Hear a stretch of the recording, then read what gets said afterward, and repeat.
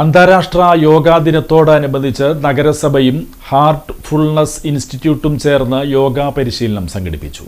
നഗരസഭ ടൗൺ ഹാളിൽ നടന്ന പരിപാടി ചെയർപേഴ്സൺ ഹണി പീതാംബരൻ ഉദ്ഘാടനം ചെയ്തു. വൈസ് ചെയർപേഴ്സൺ സുമിത നിസാഫ് അധ്യക്ഷത വഹിച്ചു.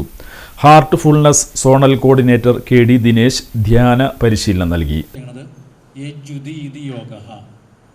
ഏതൊന്നാണോ നമ്മളെ എല്ലാവരും ഒന്നിച്ചു നിർത്തുന്ന ശക്തി അല്ലെങ്കിൽ ഒന്നിച്ച് ചേർക്കുന്നത് എന്താണോ അതിനൊക്കെ യോഗ എന്ന് പറയാം.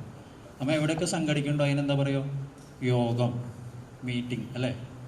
എല്ലാ യോഗങ്ങളും എന്താണ്, ഒന്നിച്ച് ചേർക്കുന്നതാണ്. അപ്പോൾ യോഗയുടെ ഉന്നതമായിട്ടുള്ള അർത്ഥം എന്ന് വെച്ചിട്ടുണ്ടെങ്കിൽ എന്നെ ഈ ലോകത്തുള്ള ഏറ്റവും ഉന്നതമായിട്ടുള്ള ശക്തിയുമായിട്ട് യോജിപ്പിക്കാൻ സഹായിക്കുന്നത് എന്താണോ അതിനൊറ്റ വാക്കിൽ യോഗ എന്ന് പറയാം.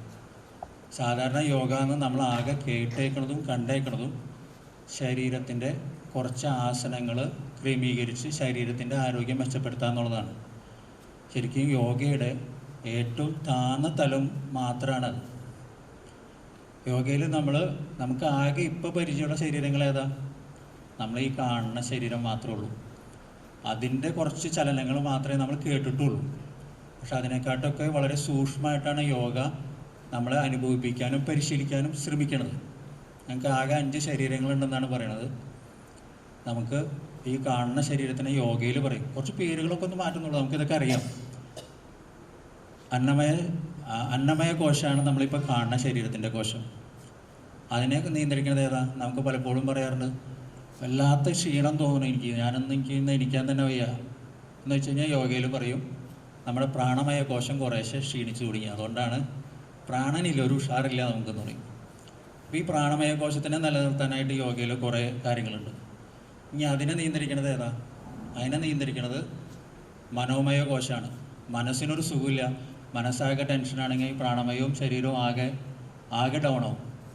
അപ്പോൾ അതിന് വേണ്ടിയിട്ട് അതിൻ്റെ റെഗുലേഷൻ എന്താണ്? അതൊരു വിഭാഗമുണ്ട്.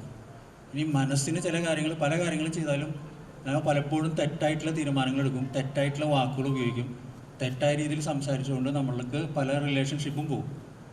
ആ ഭാഗം കൈകാര്യം ചെയ്യുന്ന യോഗയുടെ ഭാഗമാണ് വിജ്ഞാനമയ കോശം. നമുക്ക് എങ്ങനെ പക്വതയോട് കൂടിയിട്ട് ഓരോ തീരുമാനം എടുക്കാം, അതാണ് വിജ്ഞാനമയ കോശം. ജീവിതത്തിൽ എന്ത് കാര്യം ചെയ്യും. സ്റ്റാൻഡിംഗ് കമ്മിറ്റി ചെയർമാൻമാരായ KM രതീഷ്, KK രാധാകൃഷ്ണൻ, റസോജ ഹരിദാസ്, ലത ഉണ്ണികൃഷ്ണൻ, KK ഹാഷിഖ്, ML റോയ് തുടങ്ങിയവർ സംസാരിച്ചു.